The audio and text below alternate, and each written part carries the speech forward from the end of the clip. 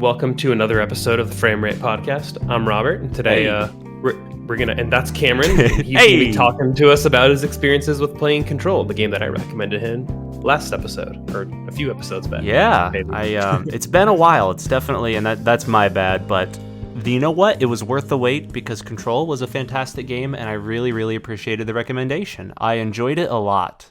And I think I had an interesting relationship with the game, given that it took me so long to play it.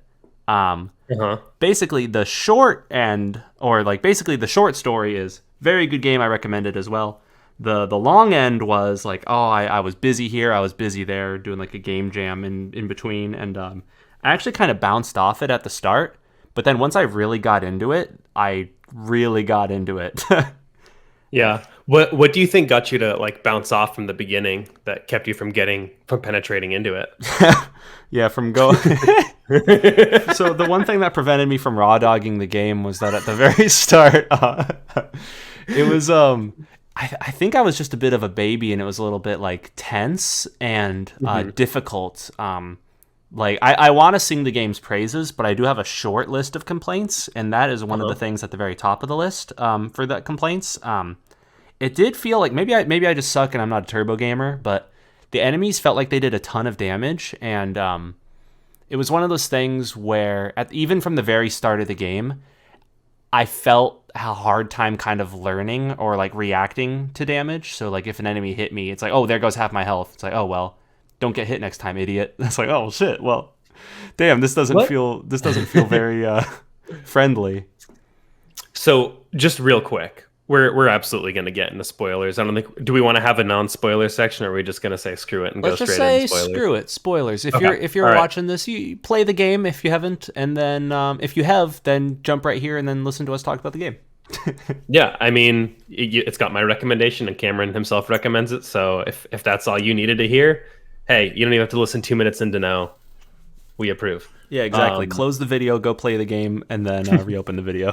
I'm back in about 15 hours. Yeah. It's a long game. It was a very good one. I think my total playtime ended up being like 24 hours, but that's because I went like achievement hunter mode at the end. And sure, I'm gonna check what mine is. Yeah. But I was curious, what difficulty did you play this game on?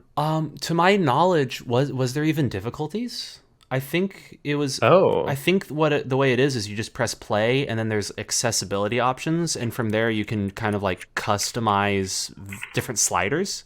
So towards the end of the game, when I was in achievement hunter mode, I kind of just increased my energy regen speeds and lowered the enemy damage because I was like, yeah, fuck this, I'm just walking around picking stuff up. You're right. It doesn't have a difficulty setting. I don't remember that at all. Yeah, so the default difficulty, I will say enemies did feel like they hit way too hard, but maybe that's just because I need to get good. Well, see, I find that hard to believe. Oh, by the way, my playtime's 24 and a half hours, and I'm missing 14 achievements. But I gotta get all the achievables. I had a lot of fun going through and doing a bunch of extra stuff in here. I want to see my playtime while you finish that thought. I'm surprised that you had any difficulty with it in the beginning, because I feel like the only part where I had any difficulty, and I only really died a couple of times, was like when you fart. Hey man, I know that game. I've been there. You know when you fart when you first start. I know looking, too well. I think it's for like the Black Rock facility or something, and it's like where you first see the guys that float. Yeah, and I don't think you have your launch ability yet. That was the only part that I really had any difficulty. And then one of the DLC bosses from the Altered World, whatever. What I like to call the Alan Wake expansion. Yeah, because AWE. I thought that was kind of a funny naming for it. Yeah, AWE. I was like, oh, it's the Alan Wake event or expansion. No, Altered World event. Yeah. I was a goofball, and I did that one first, and then I did the foundation, and I was like, oh man, this is so hard. And then I did the foundation. I was like, oh, this is pretty good. I literally, I think I even told you, I'm like, if you get to the one that's like extra spooky, do that one second. And I totally forgot. I was like, oh, it's Alan Wake. Yo, I'm going in. Dude, that blew my mind because I didn't realize that they were the same studio. And I remember when I recommended this game, like, oh, did you know that the same studio that Alan Wake did that game? And I'm like, oh, really? Like, not wanting to give it away. Oh, wow. I did not know. Yeah. So that was a pretty cool tie-in, I thought. I think they referenced the Department of Control in Alan Wake. They do. I read that somewhere. That's sick. But yeah, let's I feel like we're getting a little ahead of ourselves Oh here. yeah, Like yeah, let's yeah. talk about the gameplay, the story. I don't know. Like what are your Yeah, takes? so I would, at its core, I would call this like a third-person Metroidvania with an emphasis kind of on like traversal and prop usage, and I found that Okay. to be a lot of fun. And I thought the shooting mechanics are pretty good too. For the most part, I did end up using some of the same guns, and I kind of didn't really click too much with like the whole upgrade system because it kind of felt almost like looter shootery, but like in a single player game. Hmm. Where like, oh, this is giving me plus 40% reload, this is giving me plus 45%. But at its core, I really enjoyed a lot of the upgrades. There were some upgrades that were so goddamn impactful, and I was kind of bummed that it took me so long to upgrade them. But having like the fully upgraded launch made me feel so friggin' strong. It was so good, like Mm-hmm. picking up the 3 props and throwing them at people. And I found it to be the game got more fun the more you played it. So like Jesse's toolkit as it expanded, much like Samus. It's one of those things where you start off feeling weak and you suck and you're like kind of running for your life, getting from like, ability to ability. And once you get them all, like something just clicks. Like once I got launch, I was like, this is kind of cool. Then I got the dash. I was like, okay, this is pretty cool. And then I got the ability to possess people, and I was like, okay. I think once I got the ability to possess people, the control enemies, that was when something really clicked, and every fight became more fun because I kind of had multiple choices I could make in each fight. Up until that point, it was just like go to the room and kill everybody. But the way that I would do it was kind of, limited. There's only a couple ways, but every time her skill set expanded, it felt like the amount of impactful choices I could make in every combat scenario expanded. And by the end of the game, I'm flying around, I'm pulling up shields, I'm dashing into people, and you can get like a shield dash where you dash into them with the shield. And it felt like, yeah, like it just got more and more fun the further you got into the game. So you just kind of had to cross that initial hump, and then boom, then you're off to the races. Yeah, I agree with a lot of what you said, but I do want to touch on a couple of things. Ooh. I honestly don't see it as Metroidy. That didn't I don't think that like it's a bad descriptor, but it never jumped out to me as a Metroid game Yeah. or a Metroidvania game Are playing you it. are you familiar with like other like Metroids or Castlevanias? Yeah, yeah, no, totally. I mean, I've played a bunch of them. I played Metroid Dread. I played Ori, Hollow Knight. Mm-hmm. But to me, it seemed like what was blocking me from going places wasn't abilities. So that's the connection that I make in my brain of Hmm. like, oh, I can't go there because I don't have I can't reach that area. I was never waiting for more abilities to be able to reach another area. It Yeah. just like another floor would unlock or the building would shift because the whole thing is that the oldest house is constantly moving. Mm-hmm. So that's more what I was seeing as what kept me from going to new areas, and that to me is the through line when I think of a Metroidvania, not the ever expanding toolkit that expands out. Yeah. I think Because yeah, that's very fair because I think a lot of the world expansion was more so from like story and quests. But that is also something that happens in like Castlevania games where like oh you're going through the world and you are getting new abilities and that opens up new rooms and stuff. But only when you beat a boss and play a cutscene does a character open a door and then you can advance. So yeah, I want to come up with like a oh, good name for those types of games, and sometimes I think of them as like entropy type games, like how like envisioning like a molecule bouncing around in like a small container, mm, and as it bounces against the walls, the container like moves further and further, and then you kind of like grow the world. Although that's less control and kind of more like an Elden Ring type thing. So I'm gonna burp. yeah. Who? That's how I burp. It's funny that you said that you felt like it was a Metroid uh, type game Yeah. because I was refreshing myself since I haven't played this game in about a year. I was refreshing myself on it, and on Wikipedia, it's like a Metroidvania game, and I'm like, huh. Wait, they call it that on I've, Wikipedia? yeah, I'm pretty sure that I Whoa. saw it on there, and I was like, oh, okay, I wouldn't have labeled it Yeah, I that do. way. I do see what you mean. I do really actually agree with that. There wasn't too many moments where it felt like I got a new ability and I was like, oh, I can go back and do the thing now. Like because I feel Yeah, like those moments are more of a Metroidvania type moment. Like I think Guacamelee, did that also. It's like you get a blue ability that allows you to break blue walls, and all of a sudden you think about all the blue walls you passed getting there, and you're like, oh, I can go so many more places now. I have so much more room for activities. Yeah, I mean, like, I don't think it's an interesting observation because you came to that on your own, and then like clearly other parts of the internet believe that. And it just, to me, that's not what it registered as. But if I really wanted to dunk on that opinion, I'd just like jokingly be like, oh yeah, it's like God of War is Metroidvania because you pass all those yellow spots and then like, what could these golden glowy things be? Literally every game where your character gets new abilities over the course of the game. Legend of Zelda. This is just like Metroid, dude. Holy shit. Except for Breath of the Wild. Well, if you think about it, Pokemon's a Metroidvania because you start off without cut and then you get cut. You're right. And you start off without surf and then you get surf. Think about all that water you could surf on.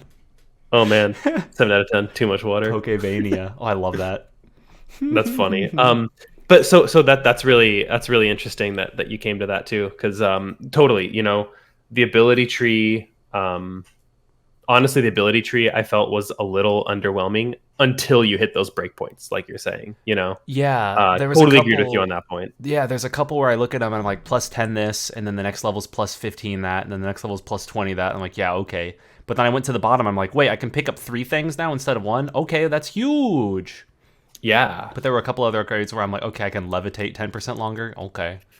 I really loved levitate though. The way that they handled flight in the game felt so good. So good. Yeah, I think it was really smart to make the amount of velocity, or like how high you can go based on your starting point. So it's not like you can just fly forever, but this game still kind of captures that feeling of flight in a sense, because they call it hovering and levitation, but there's some parts where you just feel like you have so much control over the character, you can really schmoove around. I got into a flow. I think towards the end, I just loved moving around, and that's kind of one of my favorite things in games, like based on some of my other recommendations. It's like I just like to move. So being able to kind of like do the hover and hold it and kind of levitate up and kind of know how high I'm going to go and then release and then fall, but then catch myself while I'm falling and go back into hover, or like hover and then do a ton of dashes. Yeah. Good. It felt so good to move. It reminds me kind of, not that it's like the same type of movement, but when I was a kid, I loved playing Majora's Mask. Oh yeah. That's a good game. And grabbing the Goron mask and the Zora mask, because the movement was so fun in that world of rolling around as a Goron or swimming through the sea over there. It's super, super cool stuff. So I totally understand that feeling of like, I'm just moving to move because it feels good. It's a lot of fun. I just want to roll around as the Goron, and I want to enter spike mode, and then I just want to run people over. Exactly. And then we put on the mask and he goes, oh. Sounds like a freaking pufferfish. I do want to call out what I thought was funny. Since this is kind of the first game to be pushed with RTX, when I first started playing it, I have an RTX card. I was like, they're really showing off that they have RTX in this game. And I thought it was kind of funny. Yeah, there was a lot of stuff that was extremely graphically impressive, although I must say when I played it, I kind of cranked the graphics down to low just because it wasn't... I was kind of getting like frame drops just because like I think I needed to get a new graphics card at this point. Yeah. But yeah, I couldn't appreciate it in all its splendor, but I did still really appreciate all of like the destruction and environmental impact. Like that felt really nice. I like just picking stuff up and throwing it. Like there were times where I'm like waiting for something and I'm just fucking around, so I just pick up a box and throw it into a wall repeatedly. And I'm like, oh, that's fun. It's like it satisfies something in my caveman brain. Yeah, and honestly, it's really technically impressive to think like, wow, there's this destruction where it feels good and it operates well, of like some chunk of environment is going to fly into my control and then I'm going to be able to throw it at somebody. Mm-hmm. And like the fact that the performance is good on that, like it doesn't cause it to stutter. It can have like all of this destructible environment, and the fact that it feels so natural, which it seems like it'd be really challenging. And I think they really nailed that. Yeah, all like the physics-based calculations and stuff. It's like, holy shit. Yeah. Go ahead. I also really like how throwing and using the abilities and everything, they actually made them like powerful and strong. There's so many games that I've played where like you pick up something and throw it at an enemy and it's less effective than shooting, But in Control, I was like, holy shit, launch feels like this. I need to be doing this the most. Like, this is my move. So they really leaned hard into the abilities and throwing shit at people, and I really appreciated that. It was a lot of fun. Yeah. So what did you think about the board and when you interact with them as you get those new powers from those objects of powers in that whole system? I'm kind of cynical. So first off, I loved getting the new powers, and whenever I saw a quest that was related to that, I immediately prioritized that because I'm like, new power, I gotta go get that. But in terms of the board itself, sometimes I felt like it was cryptic for the sake of cryptic. You know what I mean? Like, it felt like something that was parading around as having a deeper meaning without actually. But maybe that's me being really cynical. But you know how they would like split everything into like 2 or 3 words, where it'd be like the board / association has chosen / picked. You know, it's like, yeah. There were some times where I'm like, I found myself reading both at the same time, so my eyes were like darting left and right a lot, and maybe that was the intention. But I didn't really like care for it too much. I don't know, but okay. I'll also admit that that's maybe me being cynical. I'm like, yeah, okay. Like, yeah, okay. Writer wrote words. Yeah, okay. I think I really appreciated the sound design of the entire game, especially the board though. Like the dialogue for the board, I was like, sometimes there were a couple lines that might get kind of like not quite under my skin, but you know, like kind of like there's something uncanny about it. But really what sold it was I thought the audio design. And not just for the board, but you know, enemies and I mean everything. Like think about launch, think about your landing, think about your guns. I think the sound design was fantastic. Very solid. I think I'm a little bit guilty because I can't really think of it too much, but I think maybe that's a testament to how well it was. Like everything felt natural, and there were moments where like there was very tense moments that I could feel the tension. And while we're talking about well executed audio moments, I did write down this in my notes. I think my favorite part of the game, and it's probably a lot of people's favorite part, you might know what I'm going to say, the ashtray maze.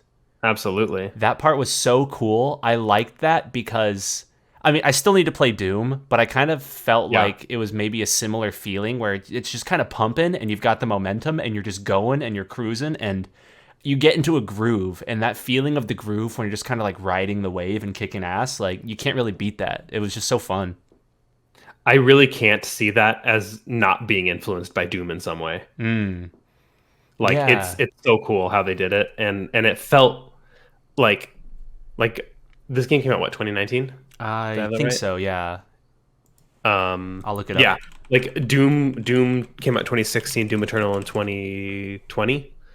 So it kind of did feel like that. I mean, obviously Doom is older than that, but when you talk about like current modern day games, because like New Doom was the one that really drove this kind of like push forward gameplay, and I think that is so fun where you succeed based on your aggression and your momentum, and those are kind of more fun than sitting behind cover and waiting. So yeah, Control leaned into it as well in the ashtray maze, and there's other elements too in the game. Like towards the end of the game, I think we talked about it a little bit. It's not that you're trapped in a room with the enemies; they're trapped in a room with you, and you're just kind of finding fun and inventive ways to like go through and kill everything. And that's when the game, like games like that, really hit their stride. Like you just feel powerful, and I know it's kind of a crazy hot take, but it's fun to feel powerful in these video games. I mean, and that's really what takes it out of the genre of a horror game. In the beginning, you're definitely underpowered. And you do fear your enemies a bit more, but you know, like you aren't helpless. It's not Amnesia where you just need to hide and hope they don't find you, right? So I will say that's the distinguishing factor.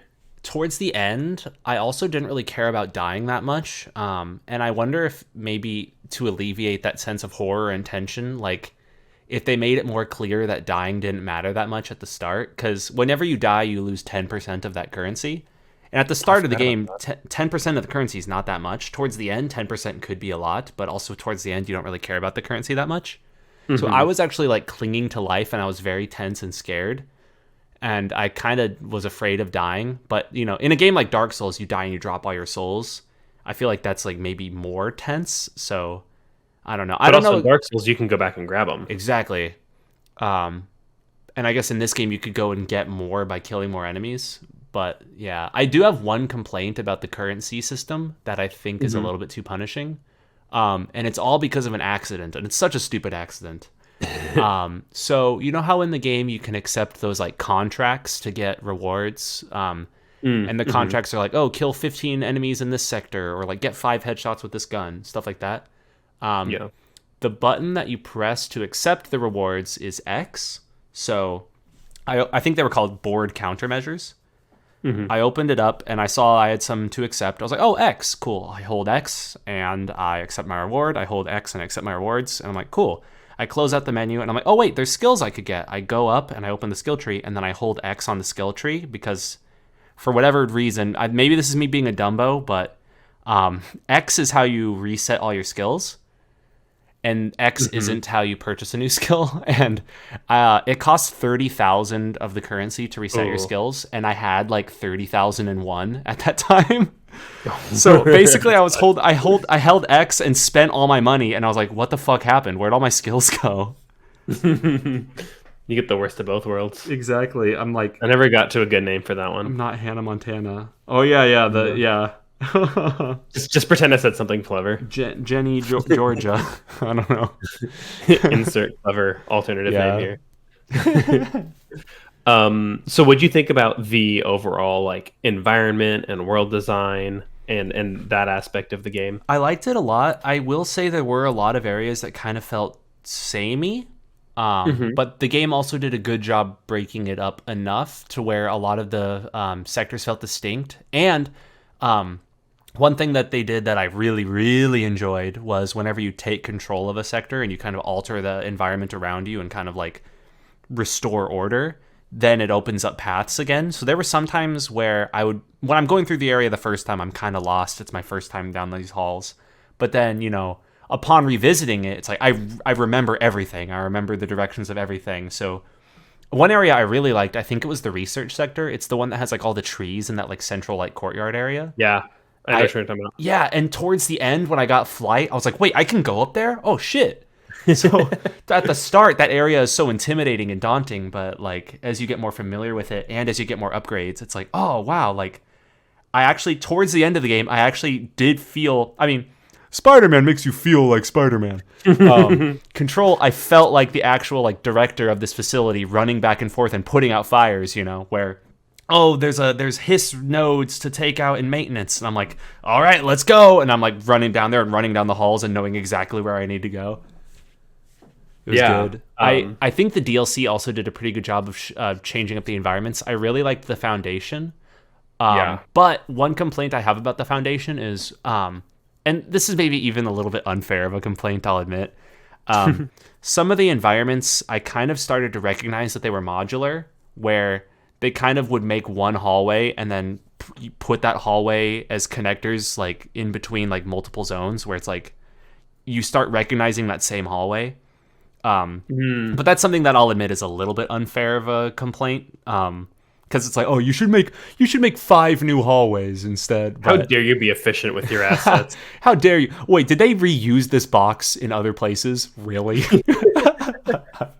I know, I've seen that rock before.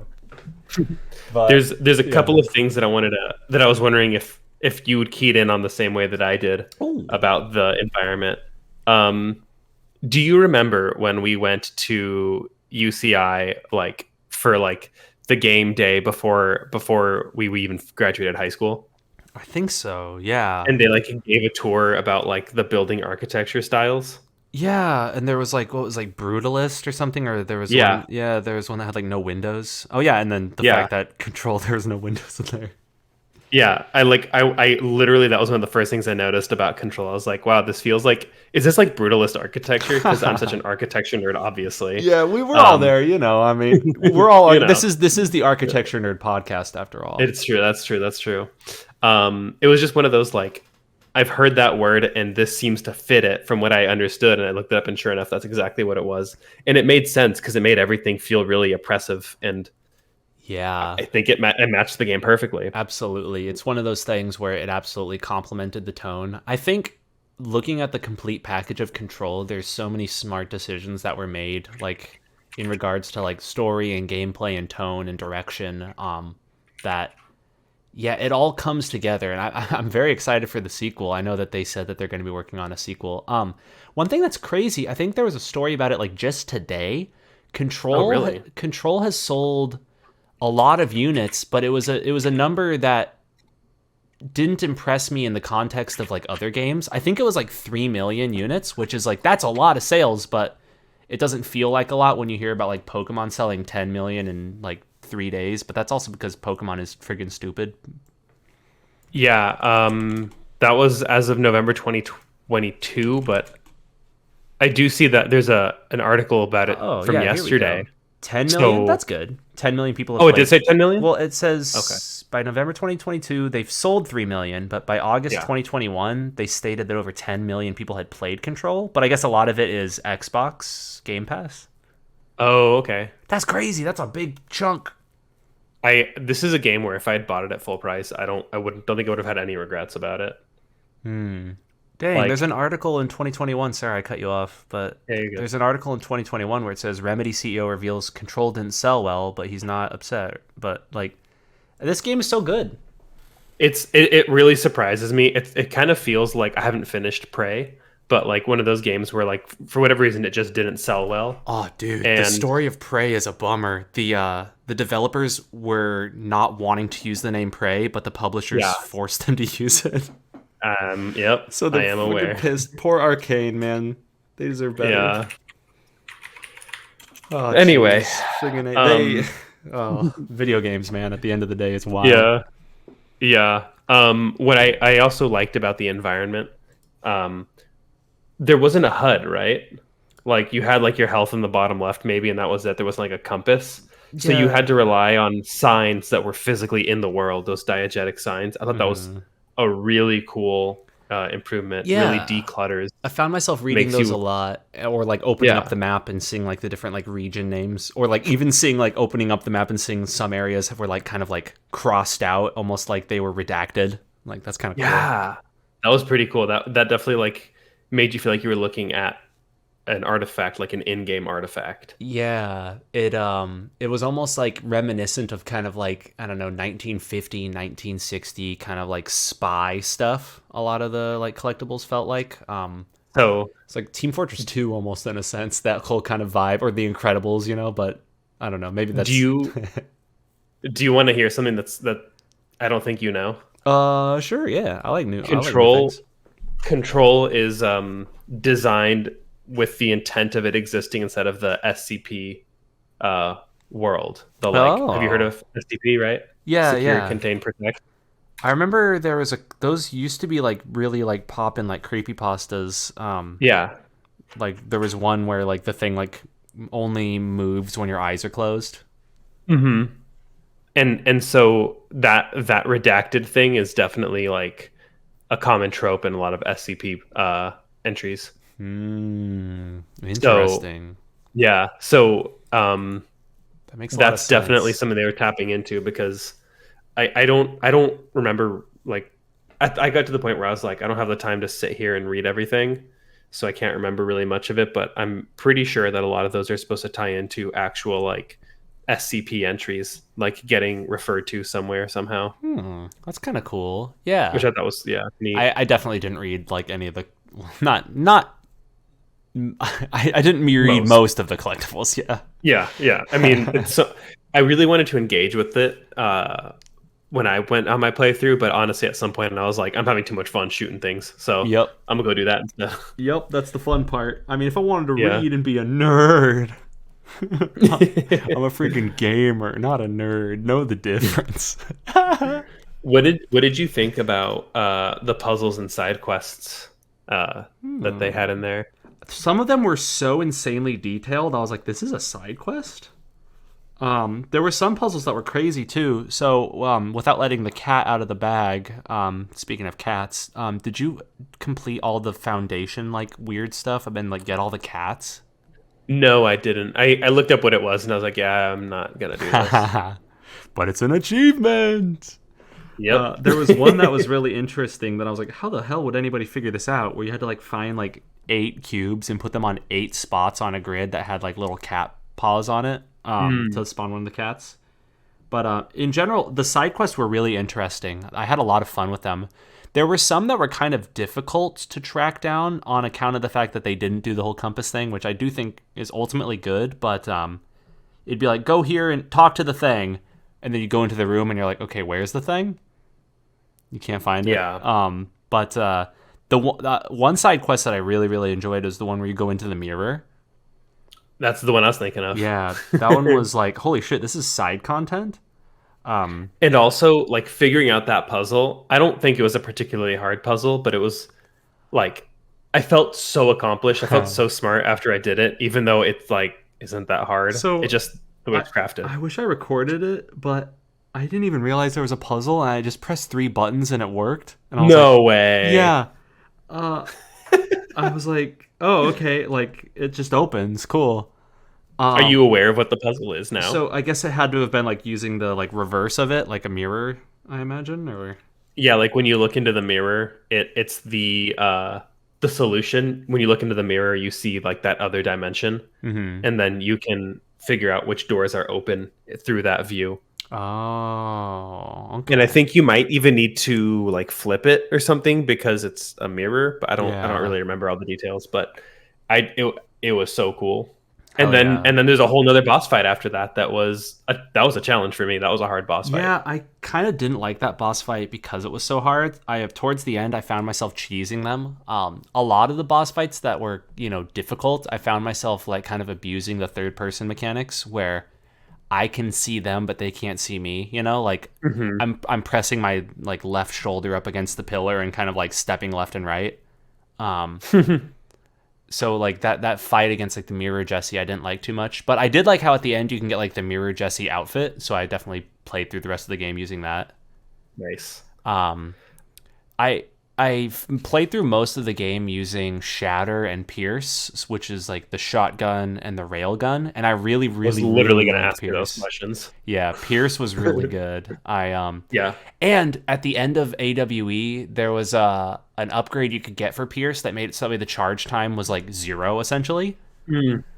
So especially when I was in like achievement hunter mode, I also made it so that way my ammo regen speed was like insane. So I was just walking through the world, just going doo doo doo doo doo, and like blasting like 10,000 Pierce shots a second. It was awesome. That's dope. I really like that the game allows you to do that. Yeah, that's actually what I wanted to talk to you about is how you felt in terms of like the playstyle flexibility, because they could have easily been like, oh, you can switch between all 6 mods somehow and made it not super clunky. But I think by forcing you to pick 2, it's like, oh, I need to make a decision, and this decision dictates how I'm going to approach everything that I do. Or maybe that decision changes between enemies, between different fights. So I think that was for Mirror Jesse, it's different. Yeah, that was one thing that I didn't like necessarily enjoy too much in the game. I do think there were some weapons that had better use cases, but for the most part, like when I'm in a fight, the thought of changing my weapon doesn't really come to me, and I just kind of use what I already have equipped at that time. So I spent most of the time walking around with the same weapons the whole time. Like, oh, this is the kit I like, and I'm never going to change it. I will admit, though, I did change up my kit a little bit when I was achievement hunting, because there's one that's like, oh, fire this like grenade launcher. I think it was charge, essentially. Or the one, was it the one you get from like AWE or Foundation? I forget which, but the one where you can fire like up to 3 and then detonate them. I don't even remember. That one was really, really good, especially with kind of some of the sliders that I hit at the end where you get the ammo back a lot. So I was just kind of like flying around and just going and just like blowing stuff up. But that was almost like a power fantasy. Like I just enabled God mode. You could still blow yourself up with it, but I didn't really. I guess what I'm getting at, what I'm getting more at is I would change my weapons for specific boss fights that I was struggling with. Oh, like I would be like, oh, you know what? For this boss fight, maybe the machine gun attachment isn't really effective. Maybe I want to use Pierce because I know that Mirror Jesse gives me this opening. I can use this here. I can use this weapon, I can use this combo instead. I wasn't like changing out between every encounter necessarily, and I would normally switch back to whatever my standard loadout was. But I liked that flexibility and also giving you the choice to, like I said, you dictate your play style, and then you can either play around those limitations, or you can change those parameters and then adapt a new play style if you need to for different parts of the game. Yeah, I will say I did like that there weren't enemies that were like resistant to some of the guns that forced you to like switch. So you could theoretically go through the game using everything. But at the same time, I do feel like the game never really tested me after a certain point. So I would kind of use Pierce a lot, and if I ever died, I would just tell myself like, oh, I needed to play a little safer, or I misplayed that, and I would stubbornly stick with Pierce no matter what. And I ended up getting through everything with it. But yeah, I think what I would do is, even if an enemy fight was like difficult or annoying, I would just kind of wait behind a corner and wait for my energy to come back, and then grab a prop and do a whole launch thing and then run back to the cover. For sure. Yeah. Maybe shield here or there. I think that's reasonable. I just like that you have the option. Yeah, it's good. That really ties in really well to like so many different things about the game. I think flexibility had to have been like one of their mission statements, I guess, like one of the pillars of the game. They absolutely allowed for flexibility in how you handle every fight. And it, to an extent, like even how you tackle puzzles. And even in the options menu, that was one thing I thought was really cool. That's one thing, it's kind of paradoxical. I've been going back and forth on it, thinking about it. The accessibility to alter enemy stats. Because on one hand, it's one of those things where it's like, oh, cool, if the game's too hard, sure, you have that option. But you almost feel guilty if you touch it. You know what I mean? It's like, oh, am I enabling baby mode now? I mean, it depends. Because like, I think about like God of War a lot, and how you're like, oh yeah, I just switch it to easy at some point. I'm like, well, that makes sense. Cameron didn't feel like he needed to prove anything to himself. Yeah. Whereas to me, I'm like, I didn't even do any of the extra. I didn't do like any of the Valkyries in God of War in the first one. So I did it to myself to prove to myself I can beat all of these guys on normal mode. Go gamer mode. Yeah, it wasn't like for bragging rights to anybody but myself. And after the fact, I think we were talking about like the revive stones, and I was like, I forgot that even existed as a mechanic. And then I was thinking, would I have felt satisfied if I had remembered and had bought one? I would have probably saved myself 3 or 4 hours, but would I have been satisfied? Yeah, would you have felt like you cheated that fight? Right, even though it's a mechanic of the game, it's fair play, right? So when it comes down to all of these things, it's just, what do you want out of that gaming experience? So if for you, you're like, yeah, I made it through everything, and now I'm doing kind of like the chores per se. Yeah, mess with those sliders. My thought, or if yeah, exactly. For me, it's always like there's 2 chunks to the game. There's like the main experience, and then there's like the cleanup. And for me, it's like main experience, I'll experience it how it's meant to be experienced. So the whole way through, it's like, okay, play through in the standard mode or whichever, and then afterwards I'm like, I'm in cleanup mode, all right, fuck it, cheats enabled, let's go. Yeah, totally. I mean, I love a game that doesn't have a difficulty setting. Sometimes it's frustrating in a game like Hollow Knight, where it's like, ugh, this is like, it's just all hard. it's hard, and you just have to get good, and that's the end of it. But that's Dark Souls too, right? Yeah. But it's better.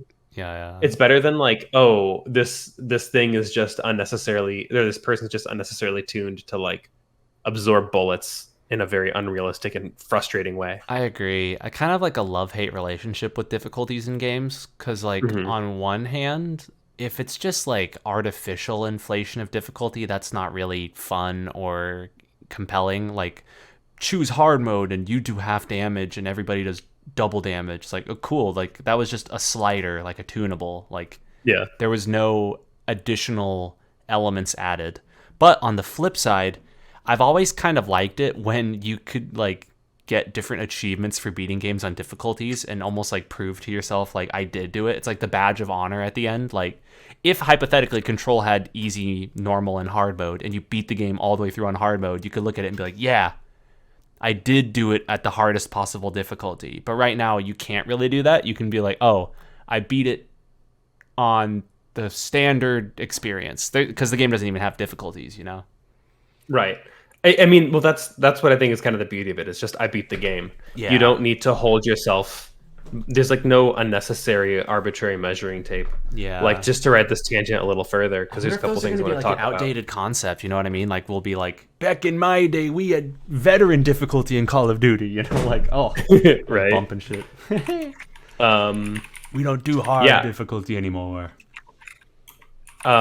Just to like I said, like, read that tangent just a little bit more, because I do have a couple more points on Control specifically I want to talk about. But yes, this sir. is, interesting. Is like what makes a good choice to pick your difficulty, right? Like in what situation would you be like, oh, I want to set it to harder than standard versus easier than standard?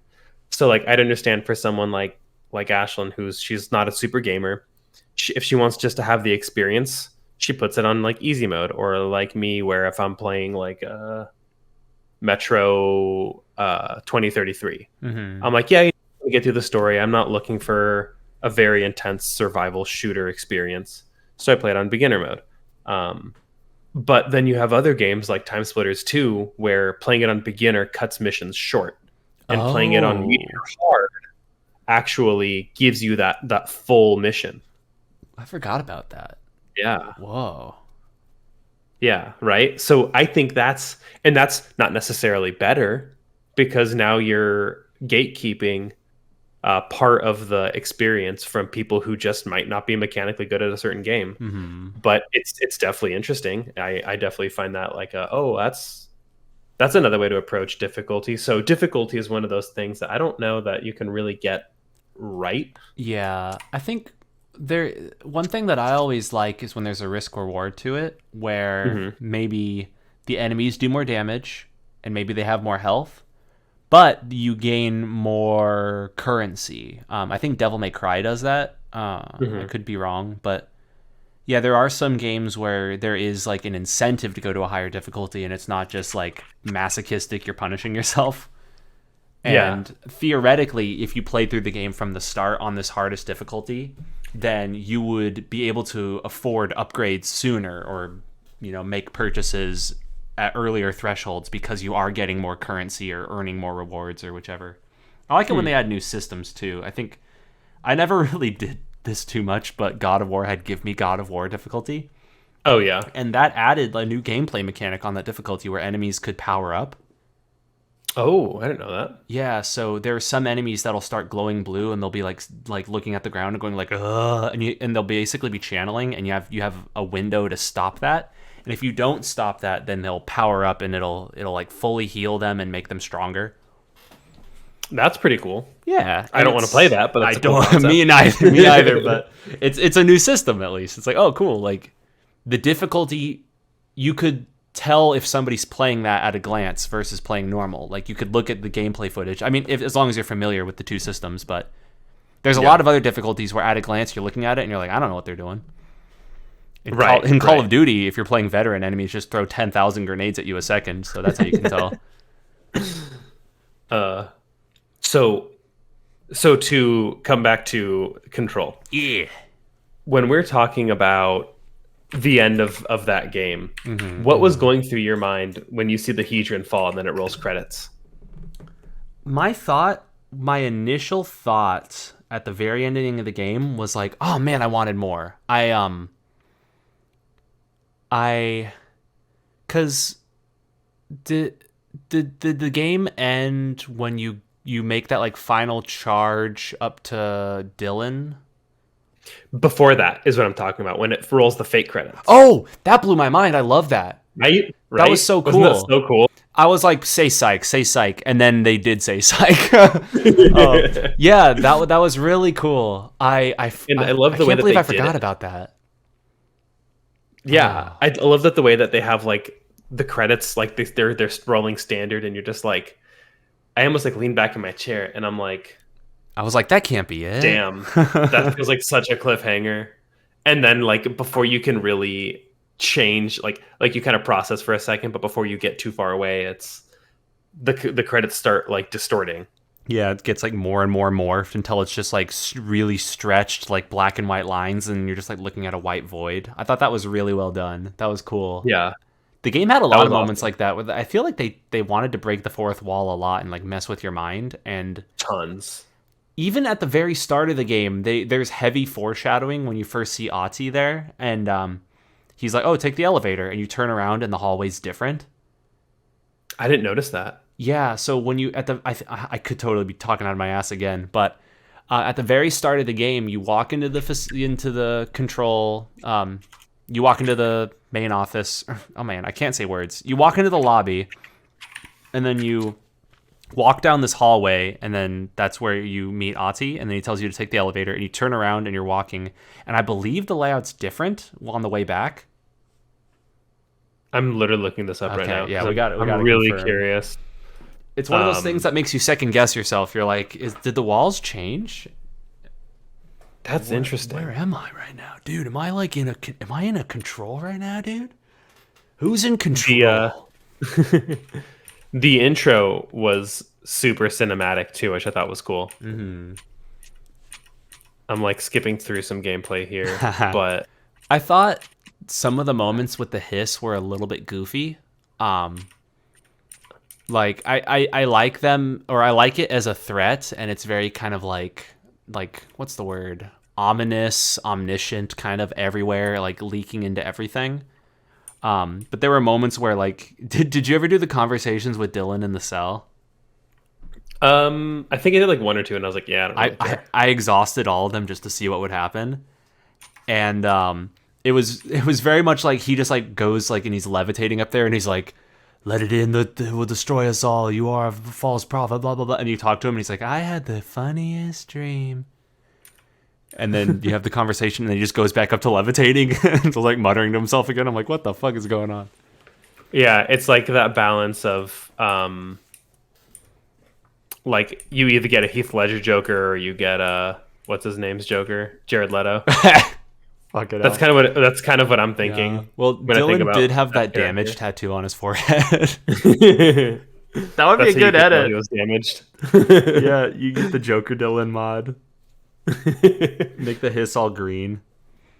I love it. Yeah, I like the hiss as like a concept. I thought they were a pretty cool, pretty menacing entity. yeah, and the fact that it's like always fighting for it. I feel like there's a hella symbolism here. I almost said symbology, which maybe would still even work, but the hiss is almost like in my mind at least kind of like representative of like self-doubt potentially, or like letting intrusive thoughts in, and in order to like for Jessie to succeed and take over the facility, she kind of needs to suppress those. So in a sense, it's kind of like suppressing that doubt as well. Although maybe I'm totally off base there, but that was some of the messaging that I interpreted. I You know what I'm saying? I there's definitely a lot of that in this game of like it's not just surface level by any means. I think the name Control is also kind of very much like a perfect name for it, because you know you're not only are you vying for control of the facility, it's like there's a lot of self control, and you know there's some mind control. There's a lot of different control in there. And then the question is who's really in control. Plus, it's the Department of Control, so it's just like couldn't pick a better name for the game unless you called it like Super Launch Power. That could be fun. Super launch power. Yeah, Super Launch Bros. I'm jumping around in here, Yeah. but it does look like either you come down a different hallway, Uh-huh. or the hallway that you come down initially doesn't have an elevator until Ati tells you to go to it. I think But maybe that's it then. yeah. So I'm just trying to skip through it and get the answer, and in the process, I have not gotten the answer. But this I was just person, gaslighting you, dude. yeah, I'm yeah. just kidding. I mean That's real. that would make sense. That was the gaslight. Is that it's a gaslight? Yeah. Yeah. Gaslight. Ooh. Trip. We're gonna have like a gaslight game at some point in here where it's like, am I telling you the truth or am I gaslighting you? That'd be kind of funny. I did that once. recently, last year for April Fools, I released like a Scarlet and Violet Pokemon like fan game, but it was just like you play for 5 seconds and Rick Astley's never going to give you up plays. Yeah. And somebody was like, "Whoa, dude, you did a Scarlet and Violet thing?" I was like, "Yeah, dude, download it. Let me know how you like it." And then they came back 5 minutes later and they're like, "You asshole." So like, gotcha. I had to like put on my acting face for a little bit. I was like, "Yeah, I recreated the whole game, but I think the experience is a little bit different than the base game, but let me know how you like it. Like, let me know how it compares." That's awesome. Just being very earnest. Yeah. I want to work on my gaslighting abilities, but that's probably ultimately not not a great skill to perfect, Especially if you value the trust of your friends. Nah, who needs that when you could make a funny? I made a funny. I think you're turned around because maybe this room is a loop then. Yeah, his portrait turns into an elevator. You do like a loop and in this like room, and then you come back, and then instead of it being Ati's portrait, it's an elevator. That's pretty cool. I did not notice that. Okay, so I was a little bit right. No, you were right. Yeah, okay. Yeah. When you go through, there's like, I could have sworn like the halls changed too, but maybe they do. It like you tripping, walk through and then I don't know how it turns into this loop where you walk through some hallways to get to Ati, and then after you talk to Ati, you go forward, and then it loops back to the very first hallway that you navigated from, but it's a little different. So it assumed it was a different hallway, but I think I saw the same portraits there. Oh, okay. So there you go. I'll have to really get my own playthrough. Got to boot up a new playthrough. Break gotta it go down, check it out. But I don't care enough. We're gonna say that is the case, because that is one of the themes in Control is the oldest house is constantly changing, which I think it's really cool that they introduce the oldest house as like the mission name there or whatever, and then immediately they showcase one of its key features, attributes. Yeah. On the Foundation DLC, what did you think about that extra ability that you could get? I thought it was kind of neat. I like. Which one did you go with? I went with the one where you make a platform first, but at the end, like you get to get the other one too. Right. One thing I really liked the design of that, where I thought it was so cool. When it clicked in my mind, I was like, yo, because it's basically two halves of one ability, but it opens up 50% of the areas, and then you get the other half, and then that opens up the other 50%. So there was so many times where I'd be building like these platforms I could jump onto, because that was the one ability I chose. And I was like, damn, I just wish I could shoot and destroy some of these though. And then I got that ability and I was like, oh, let's go. That was good. I really liked that. And then being able to use it in combat, it was really strong. Like the spiking. One thing that was like kind of a bummer was I crashed a lot in the Foundation. I was Googling it also, and a lot of people said that they were running into crash issues specifically in like the central area of the Foundation. So it was one of those things where it's like you play for X amount of time, or like do X amount of stuff, and then you crash. The memory leak just takes over.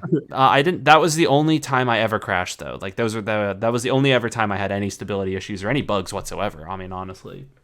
Yeah, it was really good. Yeah, I wanted to call out specifically the TV mission in there. Did that one stick with you at all? Yeah. Are you talking about the one where you're surfing on the thing? And is that the one I'm thinking about? Okay, no, that's. But that one's a cool one too. That one's cool. And that's like the. That's like the TV one is like you're in this tunnel and you have to take this altered item TV, and it like freezes the enemies from moving. That was really cool. It took me a little bit at first to realize that I was freezing them with it. Mm-hmm. And once I realized that, I was like, oh, this is so cool. And then I was like carrying the TV with me, and it was like kind of spinning, so you were seeing the projection spin. That was maybe the most impressive thing in the game for me. Not the TV mission per se, but the technology behind like the projection of the images. I thought it was so cool. Like what was his name? Dr. Darling. There was so many different like TV screens and recordings of him, including the one where he does the music video, which is really funny. But like there was projectors and you could walk in front of them and kind of be in front of the projection and just I was thinking about the technology behind that and I was like, how the fuck did they do that? Because it was like a light source playing a video. It's like, this is crazy. It was so cool. Yeah, it was one of those things that honestly, it didn't impress me in the moment, and I didn't really process it for those projector screens. But the TV specifically is what made it stand out to me. But now that you're saying that about the projectors in the other rooms, that's kind of retroactively blowing my mind. Yeah, I was just thinking about it. I was like, if I wanted to implement that in a game, how the fuck would I do that? Like, I don't know. Yeah, like playing a video. And have it perform well. Yeah, and also have it back to that optimization. Yeah, have it such that the character could knock it over, and then it would adjust like where that projected light like video is coming from. You know, very much just like a real projector. I could knock that shit on its side, and it would be projecting the video up on the ceiling. And I'm like, how the fuck do they do that? Watch anybody who's ever like programmed like all that shit just be like, guys, this is so basic. It's not hard. It's just an Unreal Engine plugin, man. Yeah. Like, oh. Yeah, some guy wrote it. Now we're just using it. Yeah. On the Alan Wake expansion. Yeah. Which, just to pull everybody in on that inside joke, it's a very short story. That's a good one. My cousin was like 11, and Cameron was sleeping over at my house. My cousin was there, and he like looks at the Cameron brought Alan Wake, and we were excited to play it. And the case was just sitting on the kitchen counter, I think it was. And then my cousin looks down, and he's an idiot, or he was. Maybe he still is. I don't know. If you're listening, I love you. And he's like, "Who's Alan?" And so that's just become the. We both just looked at each other with like Alan a pog Wake. champ face. Oh, you mean Alan, dude? But yeah, I mean, yeah, that's like an 11-year-old meme at this point. That's crazy that it's so long ago, man. Yeah.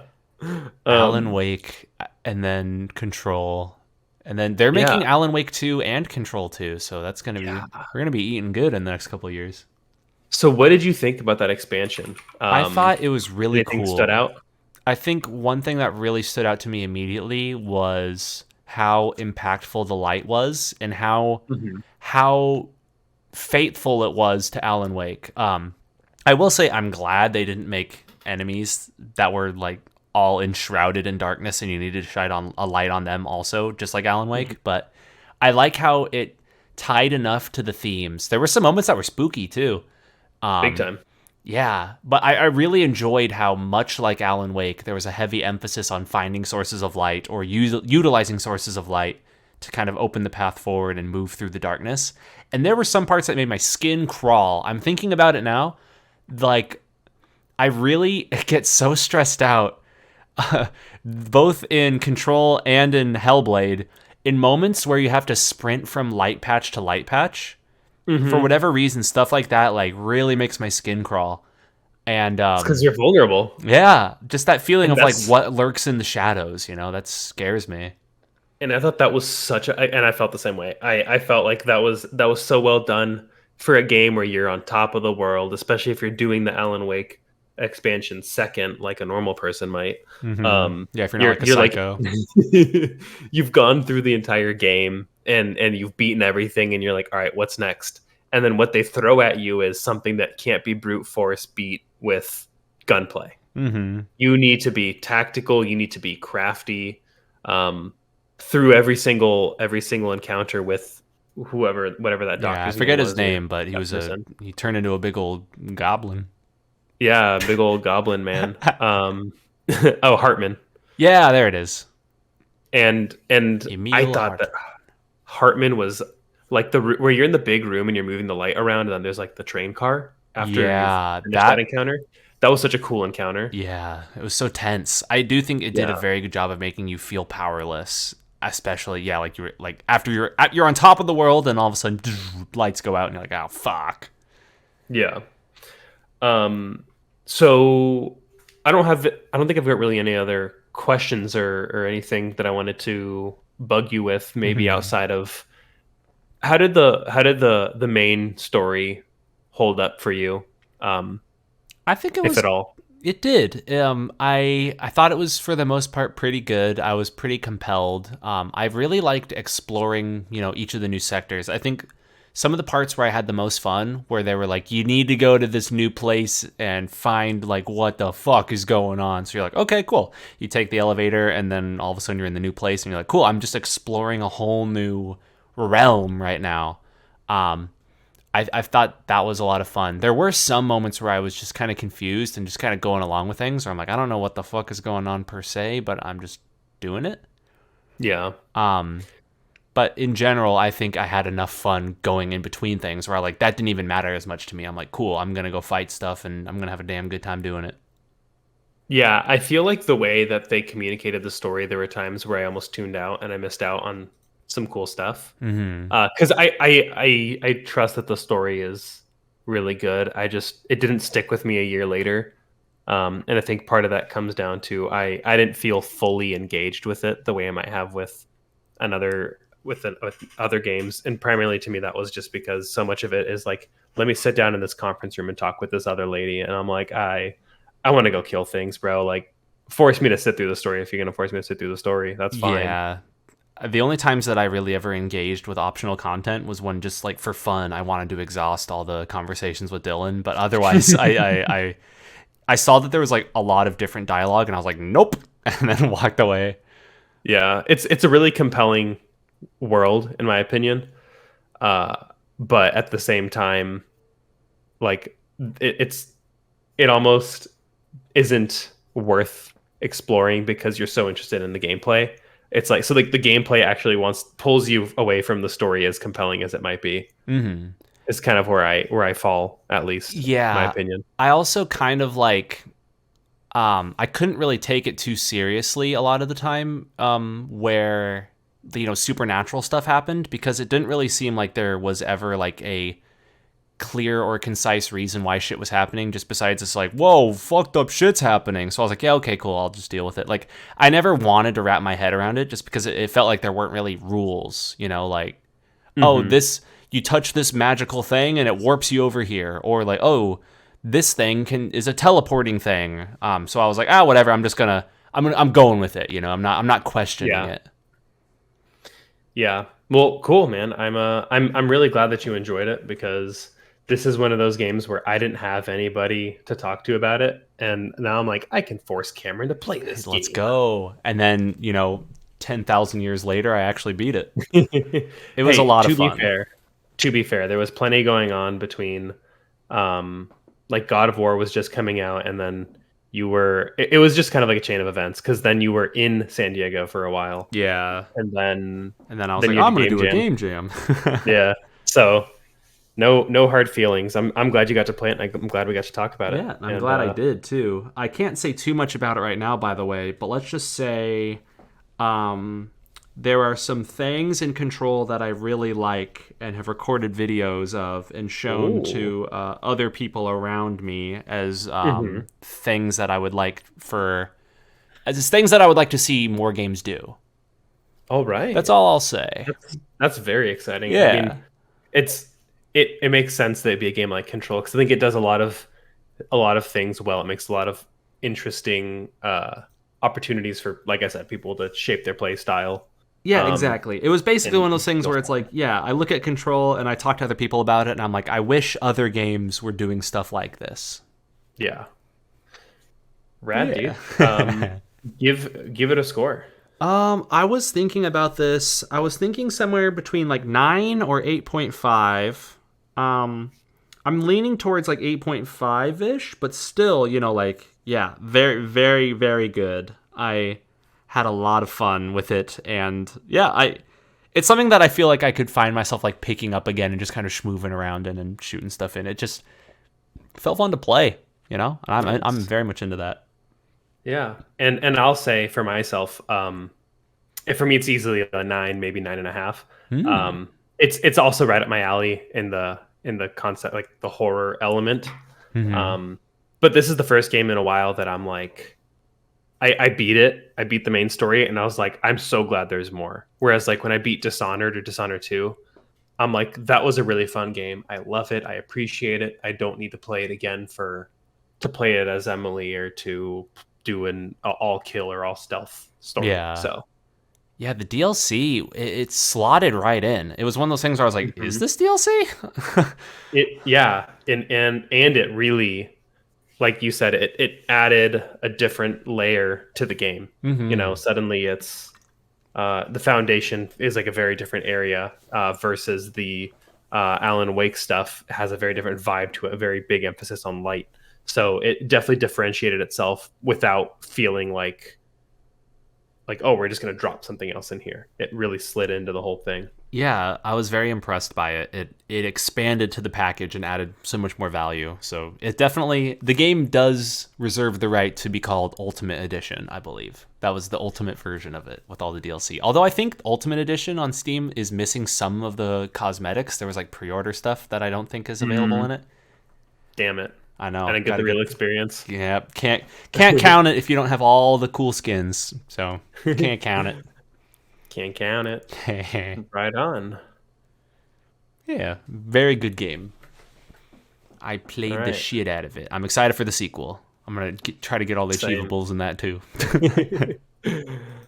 All right, so now I talked to you, and you said that you had a game recommendation in mind.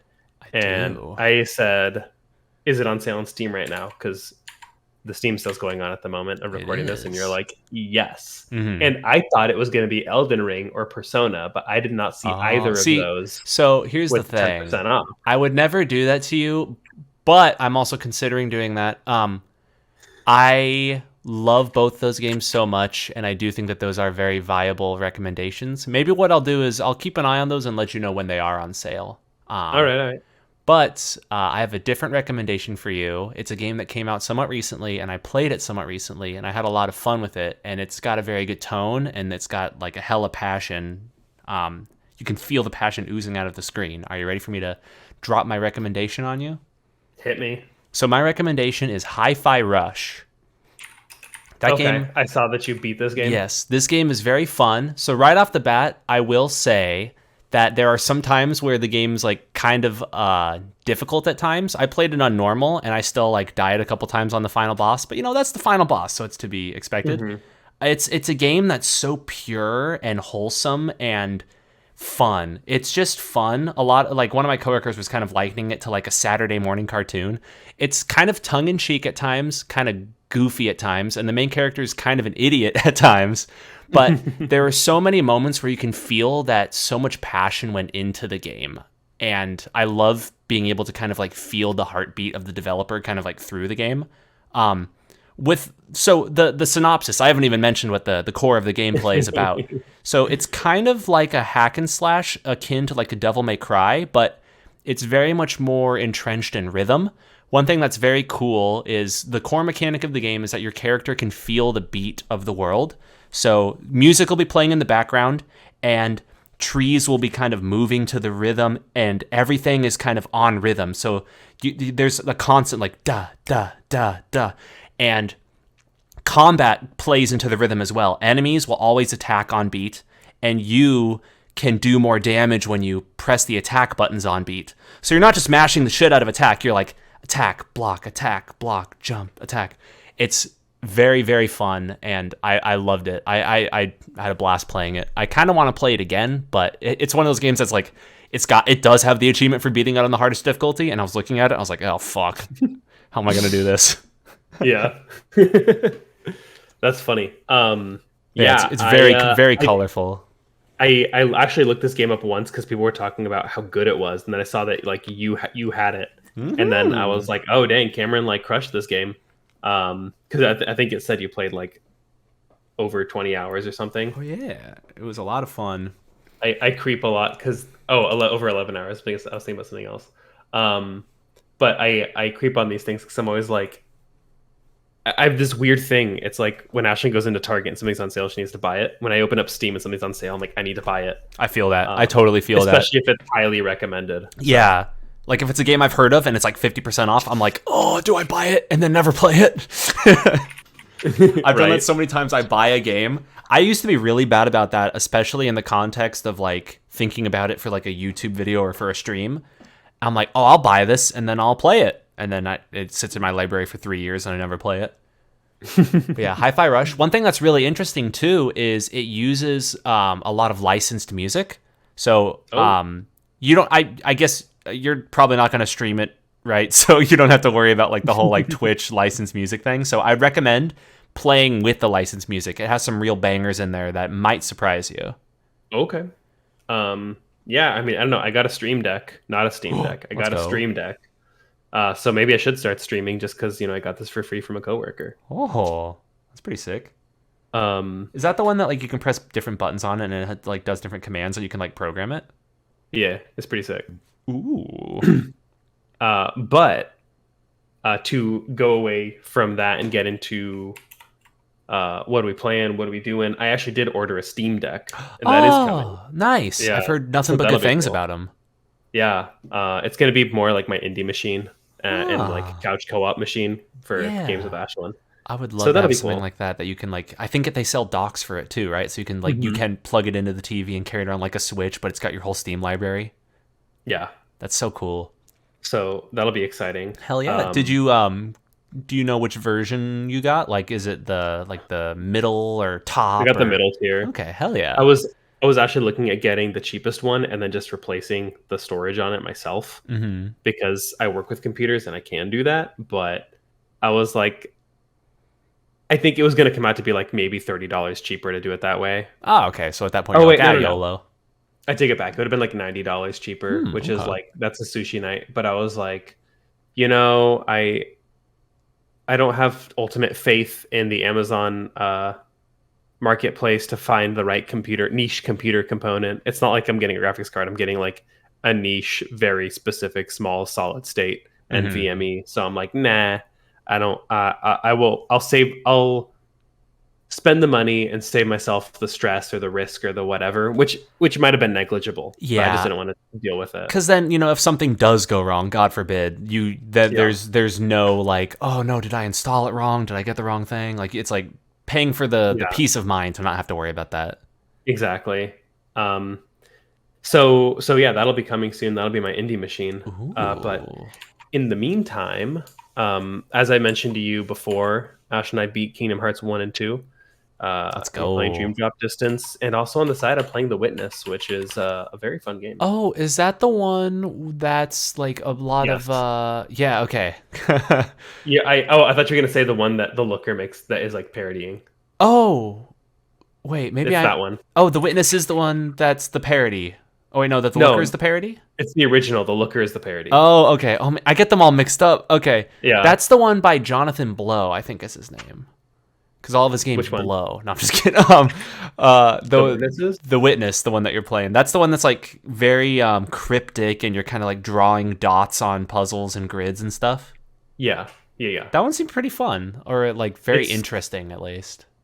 It's super cool. I really like puzzles though. I'm finding myself getting more into more puzzle games. Like, what did I just buy? I bought Heaven's Vault, which is supposed to be like another narrative puzzle game, I think.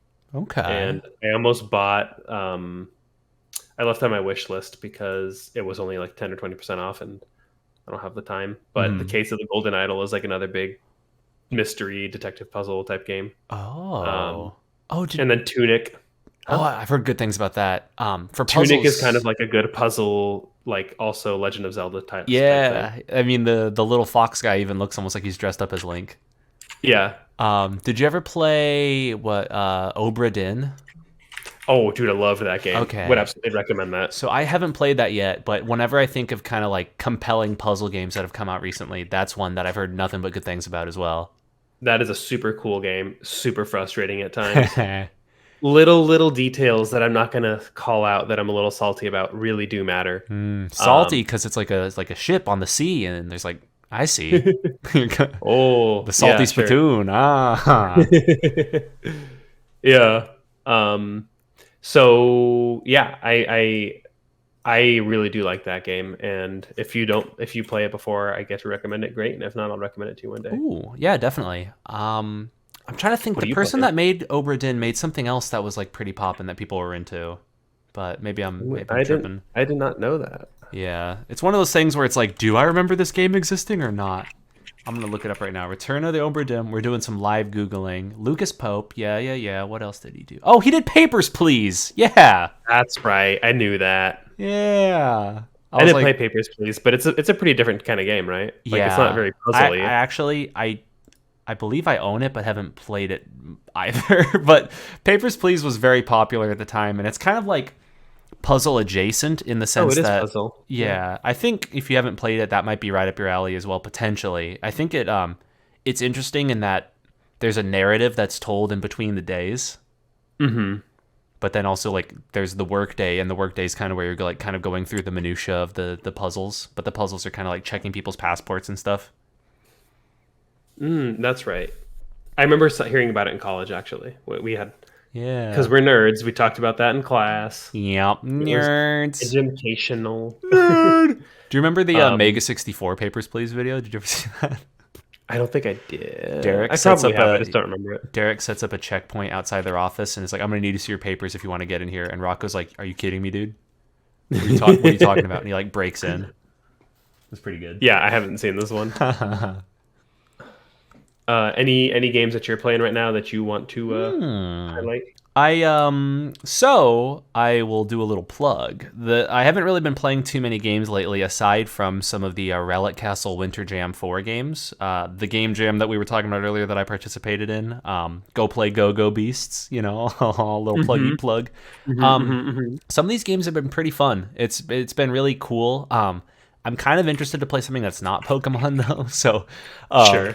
I really love playing games that other people have made and then talking about it with them, you know, and providing feedback. One thing that's always a little bit funny is sometimes people get defensive, and it's defensive about things that it's like, oh, well, this is kind of like undoubtedly going to improve the thing, so why are we fighting on this? But I never want to be the guy who's like, well, how many Pokemon games have you made? You know, but it's always really fun. There have been some like really like amazing games too. So like it was a month-and-a-half game jam, and somebody made a game that was a full 8 gym game. Wow. It's just a full ass game. It took me 10 hours to beat. I was like, God damn, my playtime is freaking bonkers here. What the heck? But yeah, there's some really good ones. So far, I think the one that stood out the most to me so far is Pokemon Scythe. That was really, really well done. Beautiful tiles. I think. Yeah, beautiful tiles. Very good story. That one wasn't like a full 8 gym game per se, but it was still very much a full game. But yeah, that's all I've been playing lately. I'm excited to play other stuff that's not Pokemon. It was really nice playing Control too, because that was something that kind of had like a dual purpose. You know, I'm playing it and having fun, but I'm also, you know, doing it for the podcast. And I think it's really cool to kind of, you know, feel good about what you're playing. There's so many times where I play games and I feel a little bit guilty, like, oh, maybe I should be doing something else or doing that. But it's one of those things where I'm sitting there and I'm like, yeah, I can devote a whole night to this and just I feel good. Yeah. Awesome, dude. To jump into just a couple of gaming news that's not really news at this point, but I still want to hype up with you here. Okay. We got an actual Tears of the Kingdom trailer, which is pretty sick. Yeah, and it's coming out soon now. And yeah, early May, right? So we're not even like maybe 6 weeks away. Holy shit. That's crazy. And also, that's so soon. Like what I read, it comes out in just under 2 months. So about maybe 7 or 8 weeks. I was reading, I didn't read any of the leaks, but I read from people that saw the leaks. They said, have no fears. This game isn't just how can we recycle the Breath of the Wild engine to make more money, which I honestly feel is kind of obvious given that it's been 6 years. Yeah, you'd have to be a real pessimist to think that the team behind Zelda would do something like that, because I don't think that they really ever have a track record of doing that. Zelda has to be one of the most like pristine franchises in all of gaming. You can point at it and just be like banger, banger, banger. I mean, maybe you could make the argument about disliking like Phantom Hourglass and Spirit Tracks, but I mean, most of the games when they come out, they have such impact. It's insane. Like people still talk about Breath of the Wild as one of the most like iconic open world video games ever. And it didn't even come out that long ago. It's crazy. Yeah. Every time a Zelda game comes out, it's like big news that turns heads, So I'm very, very excited for that to happen again. Yeah, I absolutely. I'm in that same boat. I'm excited to see, how can Zelda not just be like held back by the expectations and what we already saw from Breath of the Wild, and be like, oh well, they're just going to do that, but with Sky Islands. Yeah, Like Sky Islands and crafting cars. I heard a lot of people who were like, "What is this, Banjo-Kazooie nuts and bolts?" I don't get that joke. Oh. I haven't played Nuts and Bolts. Well, if you don't get that joke, then that means that you haven't been hurt deeply. So it's good, or at least hurt deeply by Banjo-Kazooie. So that you're good. You're good. But yeah, Zelda, man, I like the way Zelda swings his sword too. Yeah, he's pretty cool. I am speculating. So I am conceding. Ooh. There will not be any sort of powered up Switch releasing with the game. I really thought they would do it. Yeah, I think at this time frame, it's like impossible. Too late, announced. But I am now calling my shot that I think we'll get to play as Zelda in this game. Whoa! Like every other game. Okay. Wait, not like the meme. We'll get to play as the girl. We'll get to play as the girl now. Okay. The girl Zelda. Because in the end of the trailer, she says, "Link, lend me your power," and to me that says, are we going to get to? Is she going to be a playable character? Co-op? That's what I'm trying to glean from that. That'd be kind of cool. That's happened in only like a couple of Zelda games, I think, and it's wild too because it's like she's the name of the game, right? But didn't you like kind of sort of play as her at the end of Breath of the Wild when you were like firing light arrows, or was that? I mean, that doesn't really count, but I'm just wondering.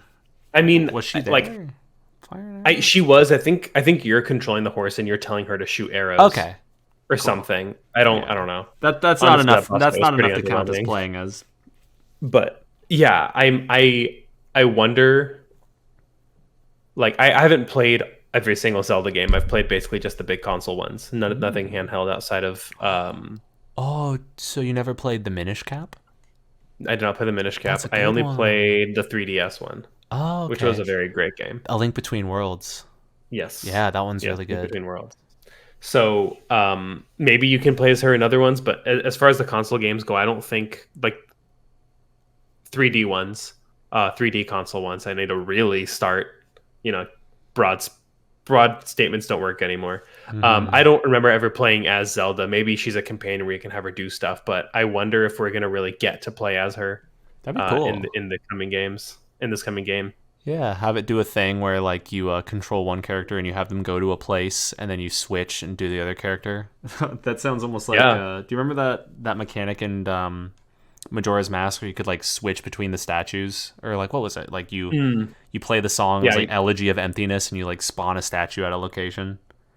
Maybe that's I'm totally I didn't use that actually. I thought you're talking about using the Song of Soaring to go between the owls. Oh yeah, that one too. Yeah, I do remember that now because we did it when we played the game together in college. Yeah. That's the first time I beat that game and the only time I beat that game. Oh, that's a good game. Yeah. But yeah, that's like something you only do at the end. I think I'm totally off base and just totally like going on an insane tangent though. But yeah, that'd be really interesting to see if they did ever do like a co-op. I'm just really hoping that the game doesn't run like shit on a Switch. That's my biggest concern. Absolutely. Breath of the Wild ran fine. Yeah, but I'm sure that maybe optimization is even why they pushed the game back. Yeah, from its original release. They had to make like 20 more level of detail models for everything in the game, just so that way everything is like runs like buttery smooth. Something crazy? Not to go on like a nerdy side tangent rant, but in Unreal Engine 5.1, they recently only in the last couple months. They made a breakthrough where you don't need to do a level of detail anymore, like LOD stuff. They do a dynamic system where they just the game just knows to reduce vertices on objects based on your distance and based on how many things are drawn in the screen at the time. And it looks good. And it looks good, yeah. It's like a smart automatic system, and it's really fucking cool. Huh. And I think the big breakthrough was like in 5.0 they did it for models. Sorry, I'm going on like a total like nerd tangent, but in 5.0 they did it for like baked like models and stuff, but in 5.1 they allowed it for foliage. And that's huge because a lot of the times, Mm-hmm. you're playing a video game and you see a tree in the distance and the tree's like 2D, and then you get closer to it and then it turns into a model. Like I think Pokemon is one of the games that was probably the most memed on for its really shitty looking trees. Mm-hmm. So with this new system and the fact that they enable it for different like foliage, because a lot of times when people put trees in games, they're just using like a foliage painter. It's not like they're hand placing these models; they just are kind of like painting the landscape. So you could have like really high quality, like the pristine model of this tree, and then it'll just automatically, get lower in detail as you're further away, and then you could get up That's close and really have it look cool. nice. Yeah. Yeah, I didn't. I mean, I understand the basics of how that works, but I didn't understand the the details that you went into there in terms of like how much work really goes into having this kind of seamless like fade into detail Yeah, almost. it's a big thing for I imagine Nintendo and Zelda and stuff to optimize these games on the Switch because you basically take every prop and you have to model it like 5 times or at least 4 times, but it's called LOD and the idea is basically you make one that's like really cool and then all these subsequent ones afterwards are like shittier and shittier and shittier till by the end it's like you're looking at a thing that's like 4 vertices. It's just square, like it's, Yeah. it's awesome. Yeah. One last thing that really is not worthy of being the last thing, but Aw, it's it right up could my be. alley Don't sell it short. specifically. You know how much I love the VHS movies Oh yeah, yeah, yeah. and how I love found footage horror. Mm-hmm. I found Some somebody's footage. Oh, got a game and it's built in Unreal 5, so you know it's going to have that enhanced so LOD. it's got good LODs. Let's go. It's got good LODs. LODs LOD's nuts. nuts. Oh, Got him. got him. uh, Say hello to D's Classic. nuts. I think I heard it's about it's it. a That it's a was game called a. Paranormal Tapes Oh, okay. Tales. It's not out yet, but it's something that I'm keeping an eye on. I don't Yeah. normally like horror games to this level, but what's interesting is all of these are the idea is you're playing through somebody's found footage of like their Mm. final moments. So it kind of takes off the burden of like trying to survive because it's almost feels more like an art house game movie experience than like a traditional game from Want to play what I'm title? seeing in the promotional stuff. But it's cool because it no longer puts the pressure, or it seems like it's not going to put the pressure on me to be like, oh, you died at the wrong time. But Mm-hmm. maybe if you survive longer, you get more of the story, which would be kind of cool. Huh. So That does sound so I don't cool. know. I really Does, don't know too much about it. I just know that the idea is you're playing through all this found footage. I wonder if it has like the found footage like filter over everything and looking like all spooky and grainy. It says it comes from body cams, phones, and VHS cameras. So I think we're going to get a mixture of different media or Hmm. different recording types there. So it's something that I'm definitely keeping an eye on. Looks pretty promising in terms of like their trailers because Yeah. they got some unsettling things in there, which is always neat. So if you're into like unsettling VHS-y type games, another one's I heard about this just today. It's called Heartworm, and it's kind of like a throwback to like Resident Evil 1 almost. But the whole point Okay. is that it's kind of like grainy and like survival horror. There's puzzles and it's like very much throwback. And I think it's meant to look like kind of VHS-y, but also kind of like a really retro old video game. But yeah, I only I'm heard about it looking at just it today. right now. Yeah. Lo-fi retro fixed camera suburban psychological survival horror. That's literally the entire uh, The whole description. description. Let's go. I'm gonna put it on my wish list, and maybe I'll take a look at that demo because Lo-fi. Hey, it instead of playing a looks. lo-fi game, you should play a hi-fi game. Ooh. Ah, got him. Oh wait, I have to. Got him. That's pretty cool. Yeah, it looks kind of reminiscent of like old PS2 games. Yeah, exactly. Very retro throwback stuff. Yeah. Yeah, I'll have to. I'm gonna keep an eye on that as well. It looks like it's coming out at the end of this year, so Q4. Hell yeah. Is there any other news? I didn't have any. Do you have any? I really don't have any. I need to start keeping an eye out for that, though. I think part of my problem is like whenever I absorb news, it's usually like from watching a video. So it's one of those things where it's like, oh, I'm just regurgitating news that somebody else collected already. So it's just kind of like old news at this point.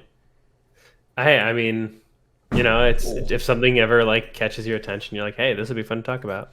Always. Yeah. If not, it's no pressure. Hell yeah. Well, it sounds like that does it for us. We got through a lot today, and only in an hour and a half, which is a lot faster than how long we took to go through God of War. Yeah. I think we're getting better at just like breaking down the games and talking about the parts that are just like, all right, we care about this, we care about that, boom. Yeah, absolutely. And it's a good game at the end of the day. Tis, indeed. Well, thank you again for recommending Control to me. Appreciate taking the time to play it. I'm excited to do I took the time, all right. I took the time. Oh, do I get the deluxe edition or the regular edition of Lo-Fi? Probably just the regular. I think the deluxe came with like a new outfit and then like a couple other like little bonus things, but it's like, who really cares? Okay, that's not worth it. Yeah, that's just cosmetic. That's stuff that you could earn through gameplay. There's a lot of stuff you could earn through gameplay. Indeed. Alrighty, well, thank you to everybody listening. We'll catch you next time, and I'll talk about how much I hate Cameron's recommendation. Yeah, that sounds like a good plan. Yeah, thank you so much for listening, y'all, and until next time, I hope that you all have a good one. Indeed. Bye. Bye. Bye.